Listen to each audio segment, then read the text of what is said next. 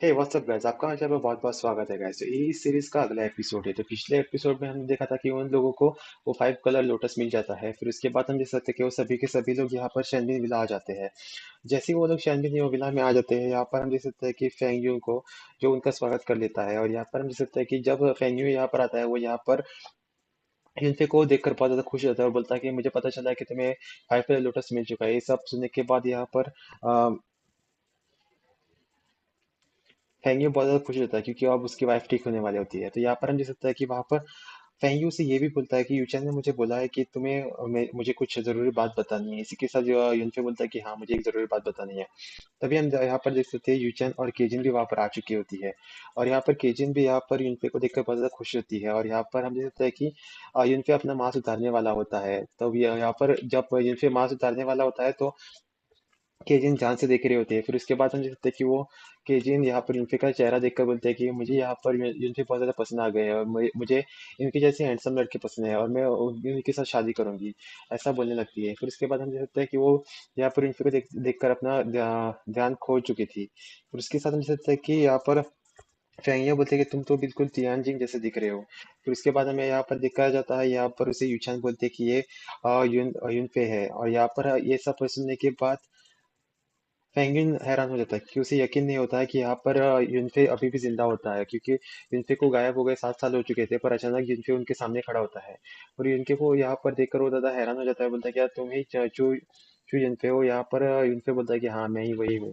फिर इसके बाद हम देख सकते हैं कि यहाँ पर फेंगुइन से बोलते हैं कि अगर तुम जिंदा थे जो 7 सालों से, तो ये मैं यहाँ पर वापस क्यों नहीं है, और यहाँ पर मास्क पहन कर क्यों घूम रहे हो? फिर इसके साथ हम देख सकते हैं कि यहाँ पर यूनफे बोलता है कि मैं यहाँ पर अपने पेरेंट्स का बदला लेने के लिए आया हूँ। तो इसी के साथ हम देख सकते हैं कि फेंगियो से बोलता है कि तुम्हारे पेरेंट्स की मौत के बाद मैं वहां पर गया था, और मैंने वहां पर एनर्जी को स्कैन किया। तब उसे पता चला कि यहाँ पर जिन लोगों ने तुम्हारे पेरेंट्स को मारा, वो ग्रेट इवान पिन रेल के कल्टिवेटर थे। और उनमें से कुछ तो यहाँ पर गोल्डन कोर रेल के कल्टिवेटर्स थे, जिसकी वजह से तुम्हें यहाँ पर बदला लेने के बारे में ऐसा नहीं बोलना चाहिए, क्योंकि तुम खतरे में पड़ सकती हो। फिर उसके बाद हम यहाँ पर देख सकते हैं यूनफे को, जो बहुत ज्यादा गुस्सा होता था, हो जाता है और बोलता है कि तो अब मैं क्या करूं? मैं अपने पेरेंट्स का बदला ला लूं? अगर ऐसा मैंने नहीं किया तो मेरे जीवन का क्या ही उपयोग? फिर यहाँ पर यूनफे बोलता है कि अगर मुझे मेरे पेरेंट्स को बदला लेने के लिए अगर कुछ भी करना पड़े, वो मैं सब कर लूंगा। और इसके लिए मुझे अगर पूरे वर्ल्ड को भी डिस्ट्रॉय करना पड़ेगा, तो मैं वो भी कर लूंगा। फिर यहाँ पर हम देख सकते हैं फेंगी बोलता है कि मैं तुमसे माफी मांगना चाहूंगा, क्योंकि मैं तुम्हारे पेरेंट्स का बदला नहीं ले सकता। क्योंकि यहाँ पर यूचन की मम्मी की हालत खराब हो चुकी थी, इसकी वजह से मुझे उन्हीं पर ध्यान देना पड़ा। इसी वजह से मैं तुम्हारे पेरेंट्स के मौत का कोई भी क्लू नहीं ढूंढ पाया। इसी वजह से वो उनसे माफी मांगने लगता है। और यहाँ पर यूनफी बोलता है कि आपको उसकी चिंता करने की कोई जरूरत नहीं है। अगर आप मेरी मदद ना ही कर सके तो भी कोई फर्क नहीं पड़ता, क्योंकि मैं अपने खुद मदद कर सकता हूँ। मैं उनकी अ, अपने पेरेंट्स की मौत का बदला जरूर लूंगा। और यहाँ पर हम जैसे देखो, यूनफी को बहुत ज्यादा गुस्सा आ रहा होता है। इसी की वजह से यहाँ पर फैनी को उसका ताकत के बारे में पता चल जाता है, और अब उसे पता चल जाता है कि यूनफी का ऑरा बहुत ज्यादा स्ट्रांग है। इसी वजह से वो और कुछ नहीं बोलता, और वो बोलता है कि आपको इस पर ध्यान देने की कोई जरूरत नहीं है। अभी तो यूचन की मम्मी की हालत खराब है, इसी वजह से आपको उन पर ध्यान देना चाहिए और उसके मदद करनी चाहिए। इन सब मामलों में मैं अकेला ही काफी हूँ। और उसके साथ उस यहाँ पर जुई और ऊचन भी थे, जो उसका साथ देने वाले थे। इसी वजह से वो उसके बारे में ज्यादा नहीं सोचा। फिर तभी हम देख सकते हैं कि यहाँ पर इन्फ्यो से बोलता है कि मुझे जब मैं यहाँ पर शनिन विला में आया था, तब मुझे अपने पेरेंट्स के मौत के बारे में एक क्लू मिला था। तभी हम देख सकते हैं कि यहाँ पर फेंगी बोलता है कि अगर ऐसा है तो मैं तुम्हारे इसके बारे में जरूर मदद करूंगा, क्योंकि यहाँ पर शनिन विला का राजा यहाँ पर फेंग्यू ही था। इसी वजह से हम देख सकते हैं कि यहाँ पर यूनफे अपने चारों ओर और उन लोगों के चारों ओर एक घेरा बना देता है, ताकि उन लोगों की बातें कोई और ना सुने और बातें ब्रिज ना हो। फिर उसके बाद यहाँ पर यूनफे बोलता है कि मुझे शाओतियान पर शक है। फिर वो बोलता है कि शाओतियान ऐसा कैसे कर सकते हैं? शाओतियान तो बहुत अच्छा लड़का है। ये सब सुनने के बाद यहाँ पर केजिन भी बोलते हैं कि शाओतियान तो बहुत अच्छे हैं, वो ऐसा नहीं कर सकते। फिर उसके बाद यहाँ पर फेंग्यू को देखते हैं, जो बोलते हैं कि जब तुम्हारे पेरेंट्स की जो 18 साल पहले मौत हुई थी, तब यहाँ पर शाओतियन बहुत छोटा था, और उसने तो ग्रेट युआन पिल रैंक को तक भी कल्टीवेट नहीं किया था। इसी वजह से वो बोलता है कि वो ऐसा कैसे कर सकता है। तभी हम देख सकते हैं कि यहाँ पर फेंग्यू को, जो बोलता है कि वो ऐसा कर सकता है, और मुझे उस पर बहुत शक पहले से ही था। फिर यहाँ पर हम देख सकते हैं कि यूनफे से ये भी बताता है कि मैंने कुछ दिन पहले शाओतियान को चैंग के साथ देखा था, जिसने मेरे ऊपर हमला किया था। और ये सब उन लोगों को जुएई के बटरफ्लाई की मदद से पता चला था।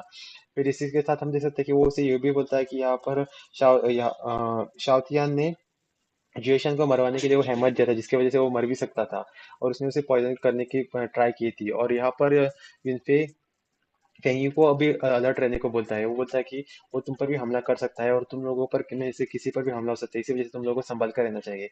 और ये सब सुनने के बाद फेंगी को यकीन नहीं हो रहा था कि यहाँ पर शाओतियन ऐसा कर सकता है। और दूसरी की तरफ हम देख सकते हैं कि वो यूचन और केजिन भी बहुत ज्यादा चिंतित थे, क्योंकि इन लोगों को पता था कि यहाँ पर शाओतियन यूचन के मम्मी के बहन का बेटा था। इसी वजह से जब से वो उसके शाओतियन के पेरेंट्स मरे थे, तो उन उन लोगों ने उसे अपने बच्चे की तरह संभाला था। और ये सब सुनने के बाद फेंग्यू पर अपने कानों पर यकीन नहीं हो रहा था कि यहाँ पर शाओतियन ऐसा कर सकता है, उन पर हमला भी कर सकता है। वो बोलता है कि तुम चिंता मत करो, ऐसा नहीं कर सकता, क्योंकि उन लोगों ने उसे अपने बच्चे की तरह पाला होता है। और दूसरी तरफ हम देख सकते हैं कि यहाँ पर जो ये अपने शैडो बटरफ्लाई की मदद से उनको वो सीन दिखा देती है, जहाँ पर शाओतिन चैंग से मिल रहा होता है। और चैंग वही 18 बंदों में से एक होता है जिन्होंने यहाँ पर फेंगयू के पेरेंट्स को मार दिया होता है। और इसी की वजह से उनको शक यकीन में बदल जाता है, और अपनी आंखों पर देखे हुए सीन को देखकर फेंगयू को यकीन नहीं हो रहा था कि यहाँ पर यून पे ऐसा कर सकता है। और इसी के साथ हम देख सकते हैं कि यहाँ पर फेंगयू से बोलता है कि अगर तुम्हें कोई भी मदद चाहिए तो मैं तुम्हारी मदद जरूर करूंगा, और तुम्हें अपने पेरेंट्स का बदला लेने में मैं तुम्हारी जरूर मदद करूंगा। और इसी के साथ हम देख सकते हैं कि यहाँ पर यूनफे बोलते हैं कि आपको ऐसा करने की जरूरत नहीं, मैं अपना ख्याल खुद रख सकता हूँ और अपनी मदद खुद कर सकता हूँ। और ये सब सुनने के बाद यहाँ पर यूचन को यकीन नहीं हो रहा था कि यहाँ पर शाओतिन पर हमला कर सकता है, और बोलता है कि क्या सच्ची में शाओतिन हम पर हमला करेगा, और ये सब बोलकर वो चिंतित हो जाती है। और यहाँ पर हम देख सकते हैं कि फेंग्यू को जो बोलता है कि तुम्हें चिंता करने की जरूरत नहीं है, हमें सब संभाल लूंगा। फिर यहाँ पर हम देख सकते हैं यूनफे को, जो यहाँ पर फेंग्यू को टॉर्टस पील देता है, और बोलता है कि इससे किसी के भी ब्रेथ को रोक दिया जा सकता है, और किसी को भी पॉइजन निकाल दिया जा सकता है, इसी वजह से आपको ये जरूर हेल्प करेगा। और इसी के साथ हम देखते हैं कि यूनफे उनसे एक सेपरेट रूम को मांग करता है, जहाँ पर वो बैठकर वो आंटी के लिए एलिक्सिर बना सके, ताकि वो जल्दी से जल्दी रिकवर हो सके। इसी वजह से हम देख सकते हैं कि फेंगी को जो बोलता है कि मैं आपके लिए एक अलग से रूम का बंदोबस्त जरूर करूंगा, जहाँ पर आप बैठकर एलिक्सिर को कल्टीवेट कर सके और उस स्पिल्स को बना सके। दूसरी तरफ हम देख सकते हैं कि ये सभी लोग अपने अपने काम में व्यस्त हो जाते हैं, और दूसरी तरफ हम ये देखते हैं यहाँ पर फेंगियो को जो अपना वादा निभाते हुए यहाँ पर यूनफे को एक पैलेस में ले आता है, और वहां पर उसको बोलता है कि आप यहाँ पर बैठकर कल्टीवेट कर सकते हैं, और यूशन की मम्मी के लिए एलिक्सर बना सकते हैं, और यहाँ पर आपको कोई भी परेशान नहीं करेगा।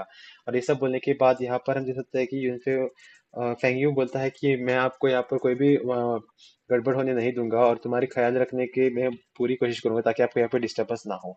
और तभी हम देख सकते हैं कि यूनफे जब अंदर जाता है तो उसके साथ जुए और ऊचन भी जाते हैं, ताकि वो उसका ख्याल रख सके। और यहाँ पर यूनफे बोलता है कि मैं यहाँ पर आप कल्टीवेट करने के लिए बैठूंगा, तुम लोगों को मेरा ख्याल रखना होगा, ताकि कोई भी मुझे डिस्टर्ब ना करे। और वो यहाँ पर बैठकर एलिक्सर बनाने लगता है। और तभी हम दूसरी तरफ देख सकते हैं कि फेंग्यू को जो बहुत ज्यादा चिंतित होता है था, क्योंकि उसको अभी अभी शाओतिन के बारे में पता चल गया था। इसी वजह से हम देख सकते हैं कि वो बहुत ज्यादा चिंतित होता है। और दूसरी तरफ हम देख सकते हैं कि यूनफे को जो यहाँ पर अपना फनस निकाल कर एलिक्सर बनाने की कोशिश शुरू कर देता है। और दूसरी तरफ हम यहाँ पर देख सकते हैं कि फेंग यू शातियन को बुलाते हैं और बोलते हैं कि मेरी वाइफ बीमार होने की वजह से मैं तुम्हारे ऊपर ठीक से ध्यान नहीं दे पाया। और वो यहाँ पर वो ये भी बोलता है कि यूचन की मम्मी और तुम्हारी मम्मी दोनों बहनें थी, और उसी के साथ वो बोलता है कि जब मैं तुम्हारे फादर के साथ एडवेंचर पे गया था, तब वहाँ पर उनकी मौत हो गई, जिसकी वजह से चिंता में मुक्त तुम्हारी माँ का भी देहांत हो गया। इसी वजह से मैं बहुत ज़्यादा दुखी हूँ, और मैं चाहता हूँ कि जब यह यूचन की मम्मी ठीक हो तो हम लोग एडवेंचर पे जाएंगे, और यहाँ पर रणबीर विला का ख्याल तुम्हें ही रखना होगा। तो यहाँ पर हम देख सकते हैं कि फेंग यू यहाँ पर शाओतियन को रणबीर विला का मास्टर बनाना चाहते थे, पर यहाँ पर हम देख सकते हैं कि शाओतियन बोलता है कि मैं इतना ज्यादा काबिल नहीं हूँ, और मेरी कल्टीवेशन लेवल भी हाई नहीं है। मुझे नहीं लगता कि मैं यहाँ पर रणबीर विला को संभाल पाऊंगा आपके एब्सेंस में, और क्या पता कि मैं आपकी रेपुटेशन को भी खराब कर दूँ। इसी वजह से वो ना बोलता है। और दूसरी तरफ हम देख सकते हैं कि यहाँ पर फेंग यू शाओतियन को लेकर आर्मरी में आता है, और अपने टोकन की वजह से आर्मरी का दरवाजा खोल देता है। आर्मरी में आज तक यहाँ पर फेंग यू के अलावा और कोई नहीं गया था, और यहाँ पर वो शाओतियन को लेकर जा रहा था। और शाओतियन बोलता है कि मैं यहाँ पर कैसे आ सकता हूँ, यहाँ पर तो सिर्फ अभी तक आप ही गए हो। फिर यहाँ पर हम देखते हैं कि फेंग यू बोलता है ये आर्मरी में अब तुम शायद अब शैंडिल मिला का उत्तराधिकारी तुम बनोगे, इसी वजह से अच्छा होगा कि तुम यहाँ पर मेरे साथ अंदर आओ। और ये सब सुनने के बाद शाओतियन खुश रहता है, क्योंकि उसे पता था कि शर्मिन मिला का मास्टर अब वो बनने वाला है। और इसी के साथ वो यहाँ पर फेंग के पीछे पीछे जाने लगता है और इसी के साथ ये एपिसोड यहीं पर खत्म हो जाता है गाइस। देखने के लिए बहुत बहुत शुक्रिया। और अगर आपको इसका अगला एपिसोड देखना है तो मुझे कमेंट सेक्शन में जरूर बताइए, और अगर आपको एपिसोड अच्छा लगा तो इसे लाइक करें, अपने दोस्तों के साथ शेयर करें। तब तक आप क्या खाना है बाकी की सीरीज के वीडियोस देख सकते हैं। मैंने बहुत सारी सीरीज पर बहुत सारे वीडियोस बनाए हुए हैं। देखने के लिए बहुत बहुत शुक्रिया।